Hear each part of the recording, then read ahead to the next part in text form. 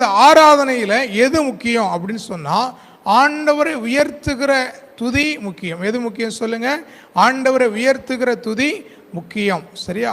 இப்போ ஒரு கூட்டம், ஒரு ஆறுதல் கூட்டம்னா அதுல ஆறுதலான பாட்டை பாடலாம். சரியா? ஆராதனை ஜனங்கள் கூடி வந்து துதிக்கிற இடங்களில நம்ம ஒருவேளை சில பாடல்களை பாடுவது தவறல்ல. ஆனால் ஆராதனை நேரங்களில் நாம் அதிகமாக என்ன செய்ய வேண்டும் என்றால், ஆண்டவருடைய நாமத்தை உயர்த்துகிற, இல்லை ஆண்டவருடைய நாமத்தை பிரஸ்தாபப்படுத்துகிற அப்படிப்பட்ட பாடல்களை நாம் என்ன பண்ண வேண்டும்? பாட வேண்டும். ஆண்டவர் சொன்னார், என் நாமத்தை பிரஸ்தாபப்படுத்துகிற எந்த ஸ்தானத்தை நான் வந்து உங்களை ஆசீர்வதிப்பேன். அப்போ ஆண்டுடைய நாமத்துக்குரிய அந்த மகிமையை செலுத்தி அந்த நாமத்தினுடைய காரியங்களில் எவ்வளவோ காரியங்கள், நீர் துணையா இருக்கிறீர் என்று சொல்றது, இது ஒரு ஆண்டவர் மேல வைக்கிற என்னது? ஒரு விசுவாசத்தை வெளிப்படுத்தும். அவர் என்ன பண்றோம்? துதிக்கிறோம். இப்படி பல காரியங்கள் இல்லை, என்னை கேடகம் துருகம் இப்படிலாம் சொல்லி நம்ம என்ன பண்றோம்?